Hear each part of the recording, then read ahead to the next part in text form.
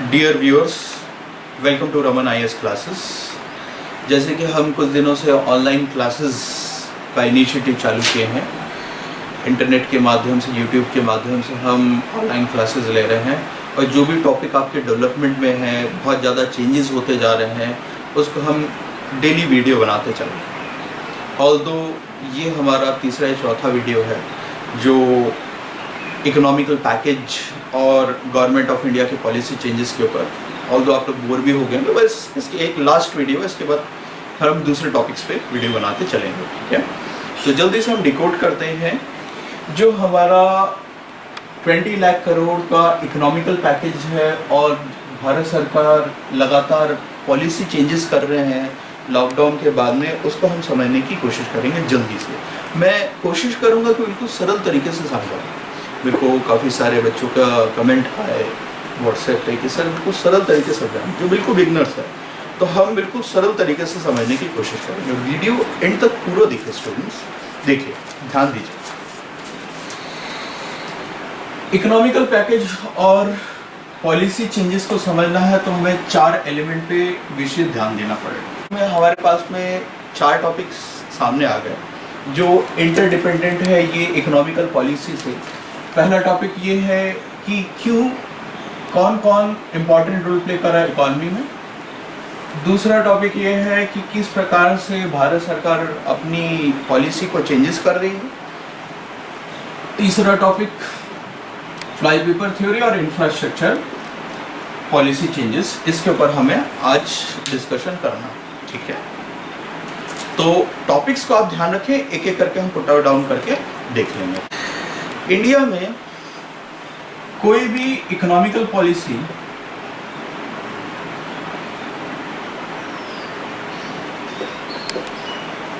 और स्ट्रैटेजी के लिए 2 इंस्टीट्यूट जिम्मेदार होती है, 2 इंस्टीट्यूट कंट्रोल करती है इकॉनमी को। पहला है जिसे हम बोलते हैं मिनिस्ट्री ऑफ फाइनेंस, पहला है उसे बोलते हैं मिनिस्ट्री ऑफ फाइनेंस, पहला इंस्टीट्यूट। और दूसरा इंस्टीट्यूट है reserve Bank of India, RBI। ये 2 इंस्टीट्यूट हमारी पूरी इंडियन इकॉनमी को,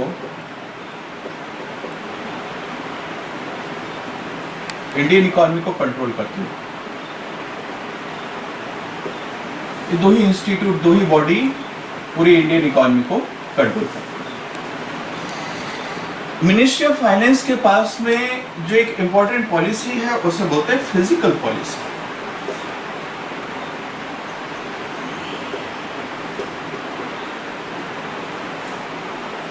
और रिजर्व बैंक के पास में जो पॉलिसी यूज करता है उसे बोलते हैं मॉनेटरी पॉलिसी।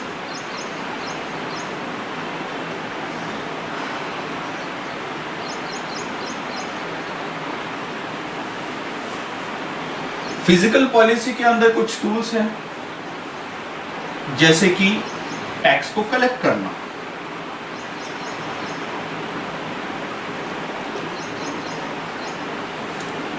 टैक्स को कलेक्ट करना भारत सरकार का एक सोवरिन राइट्स है। और जो टैक्स का पैसा जो कलेक्ट किया जाता है, वो खर्च किया जाता है उसे हम बोलते हैं एक्सपेंडिचर।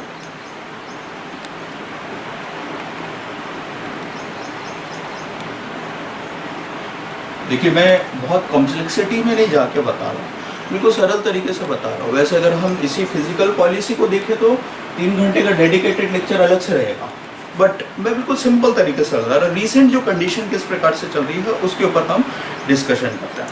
तो एक बार जल्दी से रिकलेक्ट कर लेते हैं।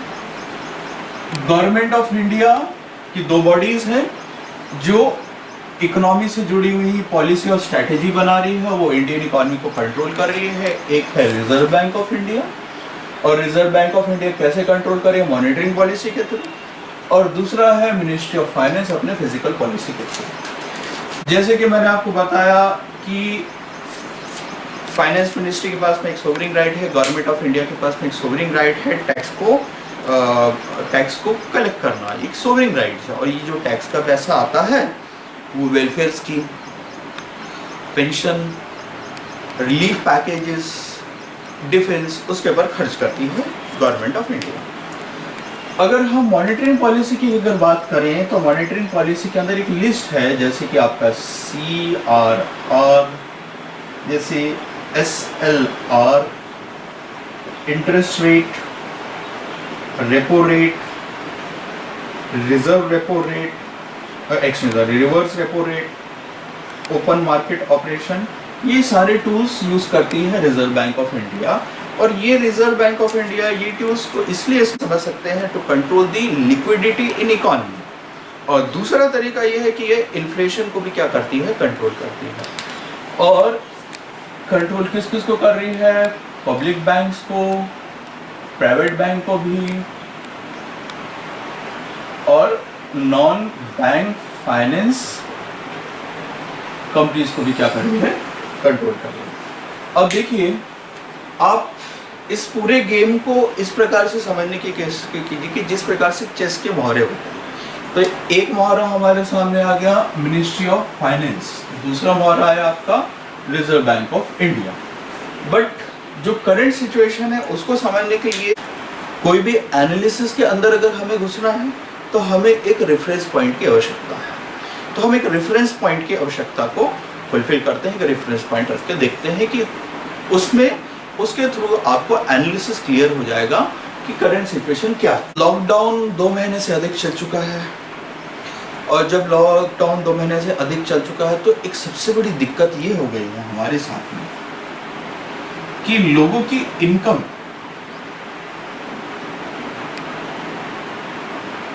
वो लगातार कम होते जा रही है। लोगों की सेविंग, पब्लिक की सेविंग वो लगातार कम होती जा रही है। लोगों का जॉब लॉस होते जा रहा है, ये एक सबसे बड़ी दिक्कत है। 60 डेज का जो लॉकडाउन है उसमें सबसे ज़्यादा जो इफेक्ट पड़ा वो 3 एलिमेंट हुए हैं। सेविंग लगातार घुलते जा रही है, इनकम लगातार कम हो चुकी है, लोगों की जॉब जा चुकी है। ये करंट सिचुएशन है आज की। इसके वजह से इम्पैक्ट क्या पड़ रहा है कि जो इकोनॉमी में कंजम्पशन है वो लगातार घटता जा रहा है। इसको सरल तरीके से ऐसे भी आप समझ सकते हैं कि डिमांड जो है वो क्या होते जा रहा है, कम होते जा रहा है। आप थोड़ा ऐसे सोचने की कोशिश कीजिए सरल एग्जाम्पल के माध्यम से। अगर आप एक स्टूडेंट हैं, क्या स्टूडेंट की तो कोई इनकम नहीं होती। अगर आप एक हाउस होल्ड है और आपने एक किटी पार्टी दी, किटी पार्टी में मैगी पार्टी दी, नॉर्मल टाइम चल रहा है, पूरे मोहल्ले को बुलाया और मोहल्ले को बुला के मैगी पार्टी दी। बट अब देखिए करंट सिचुएशन कैसी है कि आपका इनकम कम है, आपके पास सेविंग बहुत कम है, जॉब आपकी जा चुकी है, मैगी पार्टी तो देनी है, किसको इनवाइट करेंगे, खुद ही अपने आप को। अब जब आप अपने आप को इनवाइट कर रहे हैं तो कंजम्पशन आप कर दिए मैगी का क्या, कम। उसी प्रकार से आप सोचने की कोशिश कीजिए कि अगर नॉर्मल डेज चलते हैं तो मैगी की पार्टी आप बड़ी ज़बरदस्त करेंगे, कंजम्पशन क्या होगा, ज़बरदस्त होगा। रीसेंट कंडीशन कैसी है, कंजम्पशन हो गई है कम। और कंजम्पशन एक ऐसी चीज़ होती है कि ग्रोथ, किसी भी इकॉनमी की ग्रोथ के लिए बहुत इंपॉर्टेंट है। इसका भी बोला जा सकता है कि ह्यूमन एक्टिविटी का एक सबसे बड़ा प्रोसेस है वो है कंजम्पशन। कंजम्पशन हो गई है कम। अब भारत सरकार के सामने, यानी कि वही 2 इंस्टीट्यूट के सामने, फाइनेंस, मिनिस्ट्री ऑफ फाइनेंस और दूसरा है रिजर्व बैंक ऑफ इंडिया, इनके दिमाग में एक सबसे बड़ा चैलेंज यही है कि कंजम्पशन को हम बढ़ा देते हैं। दूसरा ऑप्शन ये है कि इनकम को, सेविंग को या फिर जॉब को बढ़ा दिया जाए। 2 प्रायोरिटी है। अब प्रायोरिटी पे क्या रखती है भारत सरकार? भारत सरकार ने अपनी प्रायोरिटी में कंजम्पशन रखा, कंजम्पशन को बढ़ा देते हैं। कंजम्पशन को बढ़ाएंगे तो डिमांड क्या होगी, क्रिएट होगी। डिमांड अगर क्रिएट होगी तो एक ऑब्वियस ही बात है, प्रोडक्शन जो है, प्रोडक्शन जो है वो क्या हो जाएगा, इंक्रीज हो जाएगा। प्रोडक्शन जैसे इंक्रीज होगा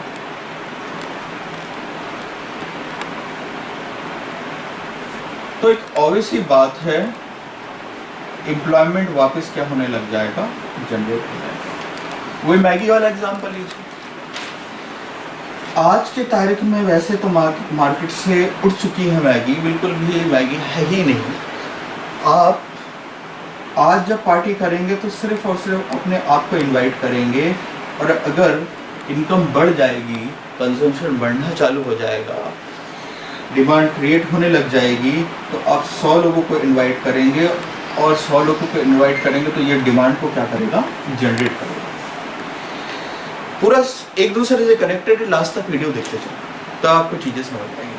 अब देखिए हो गई है कि ये जो कंजम्पशन है और इनकम है, दोनों आपसी में क्या है, डिपेंडेंट है। आपके पास पैसे है तो कंज्यूम कर रहे हैं, पैसे नहीं है तो कंजम्पशन कम कर दिए, बिल्कुल एसेंशियल कमोडिटी पे कंजम्पशन कर रहे हैं। प्रोडक्शन इंक्रीज हो रहा है तो हमें जानना है बिजनेस है किस प्रकार से बिजनेस को रन करना। बिजनेस को अगर क्लासिफाइड करने की अगर मैं कोशिश कर रहा हूँ तो 2 तरीके से क्लासिफिकेशन होता है। देखिए, एक होता है जिसे बोलते हैं फॉर्मल सेक्टर,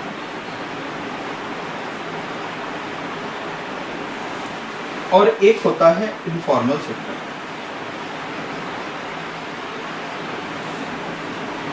फॉर्मल सेक्टर की अगर बात करें तो सबसे पहले आता है MSME, small and medium enterprises. इसके ऊपर डिस्कशन हमने की है, और गवर्नमेंट ऑफ इंडिया ने MSME के ऊपर एक बड़ा पैकेज दिया है, 3 लाख करोड़ का सीधा सीधा पैकेज जो है MSME सेक्टर। फिर आती है big industry,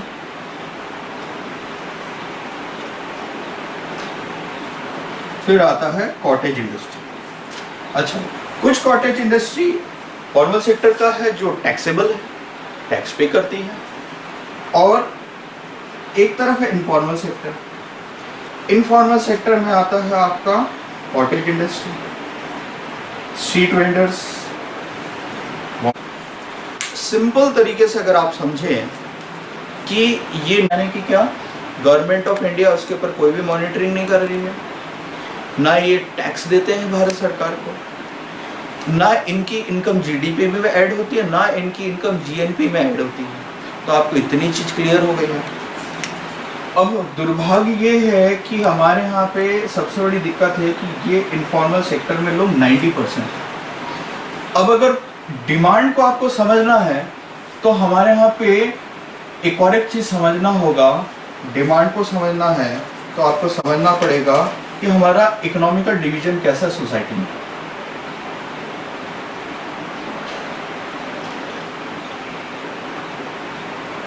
economical division of society,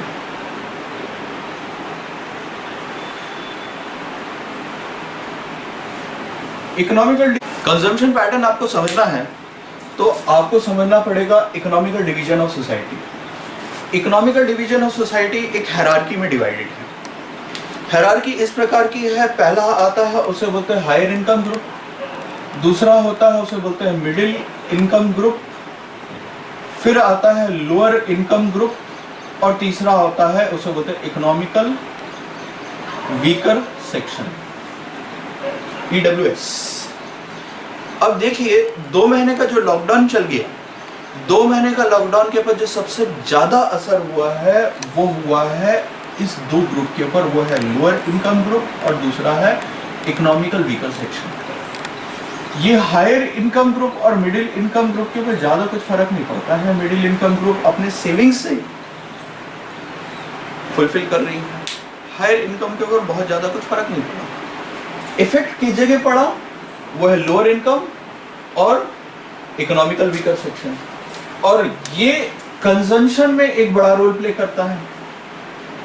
आज जो डिमांड कम हो गया है मार्केट में वो इन्हीं की वजह से। और मैंने आपको क्या बोला कि चेस की मोहरें लीजिए। पहला हमारा कौन सा है जो चेस का मोहरा हुआ है, फर्स्ट फाइनेंस मिनिस्ट्री, दूसरा है रिजर्व बैंक ऑफ इंडिया, तीसरा हम ले लेते हैं प्रोडक्शन, और चौथा ले लेते हैं वो है आपका इकोनॉमिकल डिवीजन ऑफ सोसाइटी। ये 4 चेयर के मोहरे हैं। अब दुर्भाग्य की बात ये है हमारे यहाँ पे कि ये जो लोअर इनकम है और इकोनॉमिकल वीकर सेक्शन है वो पूरे इनफॉर्मल सेक्टर में है 90%। और सबसे ज्यादा जो इम्पैक्ट पड़ा है वहीं पड़ा है। आप डेली न्यूज़ देखते होंगे कि हजारों मजदूर वो माइग्रेट होके वापस अपने होम टाउन जा रहे हैं। क्यों जा रहे हैं? क्योंकि डिमांड ही नहीं है मार्केट में। जैसे एग्जाम्पल है स्ट्रीट वेंडर, चाय की दुकान, पान वाला, ठेले वाला, दूसरे स्टेट में जाके अपने छोटे छोटे वेंडर्स चालू किए। अब जब डिमांड नहीं है तो सबसे ज़्यादा इम्पैक्ट पड़ेगा किसके ऊपर? इन्हीं के ऊपर। और आप ऐसे समझ लीजिए कि सिंपल सी बात है, सिर्फ गवर्नमेंट ऑफ इंडिया क्या करेगी? पुश करेगी। और पुश करेगी तो ये जो चेस गेम हो रहे हैं, जो मेन रोल प्ले कर रहे हैं यहाँ पे, थर्ड वाला और फोर्थ वाला, ये अपने डेस्टिनेशन पॉइंट तक क्या हो जाएगा? पहुंच जाएगा। और डेस्टिनेशन पॉइंट तक पहुंचेगा तो भारत सरकार को अपनी पॉलिसी में क्या लाना पड़ेगा? बदलाव लाना पड़ेगा, जिसे हम बोलते हैं पॉलिसी चेंजेस। तो हम इसको कॉम्प्रिहेंसिव रूप से समझने की कोशिश करेंगे। देखो, हम एक बार रिकलेक्ट कर लेते हैं सारी चीज़ों को। जैसे कि मैंने आपको बताया, हमारे यहाँ पे 2 इंस्टीट्यूट मेजर काम करती है, मेजर रोल प्ले कर रही है इंडियन इकोनॉमी को कंट्रोल करने में। एक है मिनिस्ट्री ऑफ फाइनेंस और दूसरा है रिजर्व बैंक ऑफ इंडिया। जैसे कि मैंने आपको अभी एक्सप्लेन किया कि ministry of finance physical policy को कंट्रोल करती है। फिजिकल पॉलिसी में मैंने आपको बिल्कुल सिंपल तरीके से बताया, टैक्सेशन और दूसरा एक्सपेंडिचर।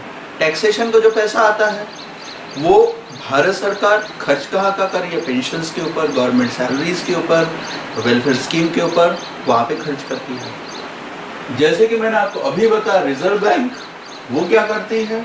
उसके पास टूल्स क्या है? उसे बोलते हैं मॉनेटरी पॉलिसी के अंडर टूल्स का CLR, SLR, open market operation. और इसके थ्रू क्या कर रही है? वो इन्फ्लेशन को कंट्रोल कर रही है, पैसे के इनफ्लो को, लिक्विडिटी को इकोनॉमी में इन्फ्यूज होने से कंट्रोल कर रही है। इसको ऐसा बोल सकते हैं, to control the money in the economy, to control the liquidity in the economy. ये काम कर रही है कौन? Reserve Bank of India. तो हमारे सामने 2 मोहरे आ गए, एक है मिनिस्ट्री ऑफ फाइनेंस, दूसरा है रिजर्व बैंक ऑफ इंडिया। अब मैंने आपको क्या बोला? मैंने ये बोला कि हमें कोई भी एनालिसिस के अंदर घुसना है तो एक रेफरेंस पॉइंट चाहिए।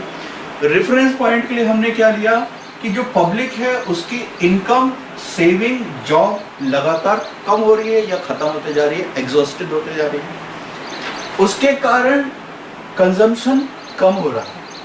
कंजम्पशन अगर नहीं रहेगा तो इकोनॉमिकल साइकिल नहीं चलेगी। आप अगर मैगी लेना ही बंद कर देंगे तो मैगी कंपनी कहाँ बेचेगी जाके? कंजम्पशन कम हो रहा है। और मैंने आपको बताया कि भाई कंजम्पशन एक ऐसी चीज है, इकोनॉमी ग्रोथ के लिए एक बड़ा कंपोनेंट है। डिमांड एकदम कम हुआ। अब गवर्नमेंट ऑफ इंडिया के सामने चॉइस ये आई, जो हमारे 2 पॉलिसी के मेकर है, 2 बॉडी है, कि आप या तो जॉब्स को बढ़ाएं या तो कंजम्पशन को बढ़ा दें। ऑल्दो सबके ऊपर ध्यान रखेगी गवर्नमेंट, तो गवर्नमेंट ने बोला कि किक स्टार्ट करना है इकोनॉमी तो कंजम्पशन को बढ़ाते हैं, डिमांड को बढ़ाना है। डिमांड को कैसे बढ़ाना है? जब डिमांड बढ़ेगी, अगर आप एक सर्टेन इंसेंटिव दे देंगे, लोन दे देंगे, तो ये इनका भी मोरल क्या हो जाएगा? बढ़ जाएगा और इन्हें प्रोडक्शन का चालू कर देंगे। प्रोडक्शन जैसे चालू करेंगे, एम्प्लॉयमेंट क्या होगा? जनरेट होगा। एम्प्लॉयमेंट जैसे जनरेट होगा, लोगों की जेब में पैसे आ गए, फिर से मैगी पार्टी चालू कर देंगे। तो ये एक मेजर पैटर्न है, इसको समझना है। कंजम्पशन को समझना है तो हमें समझना पड़ेगा क्या? Economical division of society. Economical division एक हायरार्की है, 4 में डिवाइडेड है, और यही चीज गवर्नमेंट ऑफ इंडिया भी यूज करती है। सोसाइटी 4 में डिवाइडेड है, higher income group, middle income group, lower income group, economical weaker sections. Lockdown की वजह से जो सबसे ज्यादा पहला असर पड़ा है वो किसके ऊपर पड़ा है? वो पड़ा हुआ है लोअर इनकम ग्रुप और इकोनॉमिकल वीकर सेक्शन। अब सबसे बड़ी दिक्कत ये है कि ये जो लोअर इनकम ग्रुप और इकोनॉमिकल वीकर सेक्शन वो पूरे के सेक्टर में आते हैं, इनफॉर्मल सेक्टर में 90% इम्पैक्ट पड़ता है। अब सिंपल सी चीज ये है कि जो 4 मोहरे हैं, पहला, फर्स्ट, दूसरा, तीसरा, चौथा, बस इसको थोड़ा सा पुश करने की जरूरत है, कुछ एक रिलीफ पैकेज की जरूरत है, और ये अपने डेस्टिनेशन पॉइंट तक का क्या है, ये पहुंच जाएंगे और इकोनॉमी रीस्टार्ट हो जाएगी। अब ये डेस्टिनेशन पॉइंट तक पहुंचेंगे तो इसके लिए गवर्नमेंट ऑफ इंडिया ने क्या दिया? 20 लाख रुपीस का रिलीफ पैकेज। तो हम इसको जल्दी से डिकोड करते हैं। ये 20 लाख रुपीस का। प्राइम मिनिस्टर के वर्ड्स को समझने की कोशिश की। ये 12 तारीख को ये देश को एड्रेस कर रहे थे तो उन्होंने एक टर्म बोला, रिलीफ पैकेज नहीं, इकोनॉमिकल पैकेज। इसे डिकोड करने की कोशिश करते हैं इकोनॉमिकल पैकेज को। तो देखिए हमारे प्राइम मिनिस्टर ने जो 12 तारीख को टर्म बोला था उसको हम समझने की कोशिश करते हैं। उन्हें टर्म यूज किया था, ये है एक स्पेशल इकोनॉमिकल पैकेज, ना कि उन्होंने ये बोला कि ये एक रिलीफ पैकेज है।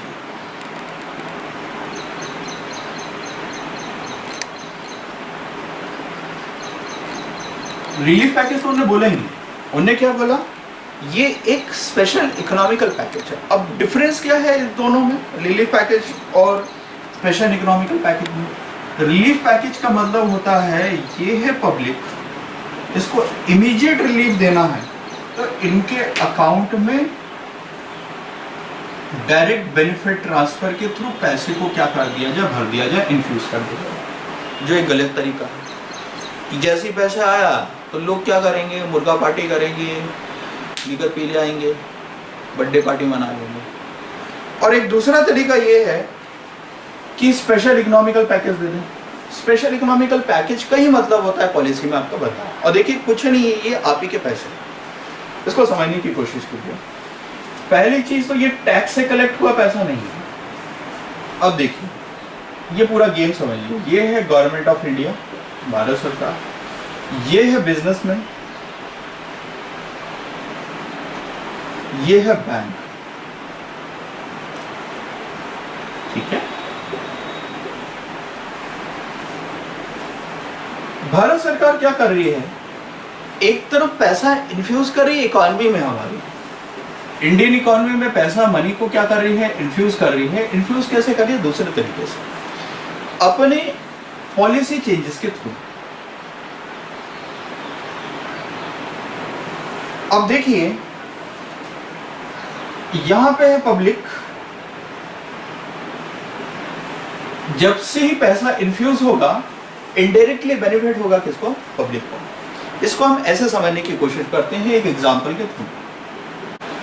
एक एग्जांपल के थ्रू हम समझने की कोशिश करेंगे। देखिए हम ले लेते हैं कोई एक्स नाम का बिजनेसमैन। अब ये बिजनेसमैन का एनुअल टर्नओवर कुछ 5 करोड़ है, बट ऑल्दो 2 महीने का लॉकडाउन हो गया तो एक लिक्विडिटी की क्राइसिस आ गई इसको। अब इसका ऑल्दो 5 करोड़ का टर्नओवर है, अब ये अगर अपने टर्नओवर को और बढ़ाना चाहता है, इंक्रीज करना चाहता है, रीस्टार्ट करना चाहता है बिगर डर, तो ये क्या जाएगा, ये जाएगा बैंक, और बैंक से क्या करेगा, पैसे बोरो कर लेगा। बट बैंक के मन में हमेशा एक डर रहता है, बोला जाता है ना दूध का जला हुआ छाछ भी फूक फूक के पीता है, उसी प्रकार का सिचुएशन है। बैंक एकदम से लोन नहीं इशू करता है। अब इस इकोनॉमिकल पैकेज में बेसिकली गवर्नमेंट ऑफ इंडिया ने क्या किया, ये और यहाँ पे खड़े हुआ है government of India. Government of India बोला कि देखो बैंक को आप लोन बांटो, मैं इसकी क्या लेता हूँ, गारंटी लेता हूँ, मैं क्या बनता हूँ, गारंटर बनता हूँ, ठीक है, मैं क्या बन जाता हूँ, गारंटर। और गारंटर कैसे, कि मैं तो already special economical package issue कर ही रहा हूँ, एक सर्टेन अमाउंट तो प्रोवाइड कर ही रहा हूँ मैं। अब बैंक लोन बांट दिया। अब जैसे लोन बांटा, और ये जो एक्स नाम का बिजनेसमैन है वो इतना ईमानदार है कि वो सारी किस्तें चुकाता बिल्कुल बेईमान नहीं है, हर एक किस्त चुका के रहेगा और 1 तारीख को वो पहुंच जाएगा किस्त को भरने के लिए। अब इसको फर्ज कीजिए बैंक ने 5 करोड़ का लोन इशू कर दिया। अब जब इसका इनकम मल्टीप्लाई हो गया, 5 से 10 करोड़ हो गया, तो एक ऑब्वियस ही बात है, या हम सीधे ले लेते 12 करोड़ हो गया, तो ऑब्वियस ही बात है ये मेन अमाउंट प्लस इंटरेस्ट पूरा बैंक को चुका देगा। और बैंक को चुका दे तो प्रोडक्शन जब बढ़ाएगा ना, एम्प्लॉयमेंट क्या होगा, जनरेट होगा। और एम्प्लॉयमेंट कौन से, वही सेक्टर, कौन से, इकोनॉमिकल वीकर सेक्शन और लोअर इनकम ग्रुप, उनके लोगों को एम्प्लॉय करेगा। तो देखिए एक ही किक स्टार्ट के थ्रू क्या होगा कि पूरी इकोनॉमी स्टार्ट हो जाएगी। बेसिकली हो क्या रहा है, पैसे घूम के वापस क्या होंगे, किसके पास आ जाएंगे, भारत सरकार के पास आ जाएंगे, और वो भी मल्टीप्लाई होता है। ये सिंपल सा फंडा है। अब इसी को ही हम कोशिश कीजिए, इसी को हम बोलते हैं फ्लाई पेपर थ्योरी।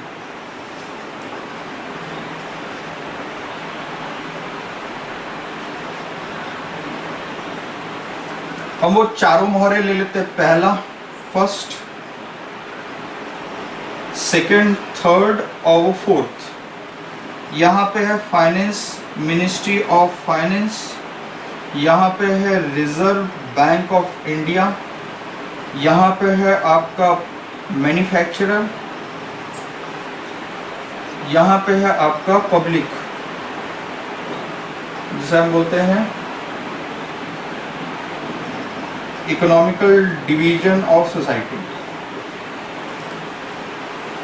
अब बेसिकली फंडा ये है कि मिनिस्ट्री ऑफ फाइनेंस ने क्या किया, रिजर्व बैंक को बोला कि भाई हम ये 130 करोड़ लोगों के गारंटर बन जाते हैं और आप मान के चलिए कि ये सारे ईमानदार हैं, इनको आप लोन बांटिए, एमएसएमईज को लोन बांटिए। इनने क्या किया, बैंक को बोला कि भैया लोन बांटो। लोन जैसे बांटा, मैन्युफैक्चरर ने क्या किया, अपना एक यूनिट डाला, मैन्युफैक्चरिंग रीस्टार्ट कर दिया। रीस्टार्ट जैसे किया, एम्प्लॉय को इनने क्या किया, हायर किया। और एम्प्लॉयर कौन है, वही एम्प्लॉय में जो ग्रुप मैंने बताया था, economical weaker section, lower income group, दोनों को नौकरी मिल गई। ये जो मिडिल इनकम ग्रुप है, इसको क्या मिल गया, लोन मिल गया। लोन जैसे ही मिला, इसने एक्टिविटी चालू की, और जैसे एक्टिविटी चालू की तो फाइनल जो बेनिफिट हुआ वो हुआ किसको, पब्लिक। तो इसके थ्रू रीस्टैब्लिश हो गई हमारी इकॉनमी। तो सिंपल तरीके से ऐसा समझे कि जो पैसा है वो आप ही का ही है और घूम के पैसा भारत सरकार के पास ही आ जाएगा, और अगर लॉस होगा तो हर एक के बीच में इक्वली डिस्ट्रीब्यूट हो जाएगा। ठीक है, तो टोटलिटी में अगर हमने देखा कि बेनिफिट हुआ तो पब्लिक में डिस्ट्रीब्यूट हो जाएगा वेल्थ। ठीक है, thank you very much. Video पसंद आया तो लाइक कीजिए, शेयर कीजिए और सब्सक्राइब करना तो भूलिए मत। सब्सक्रिप्शन तो हमारा लाइफ लाइन है। Thank you very much.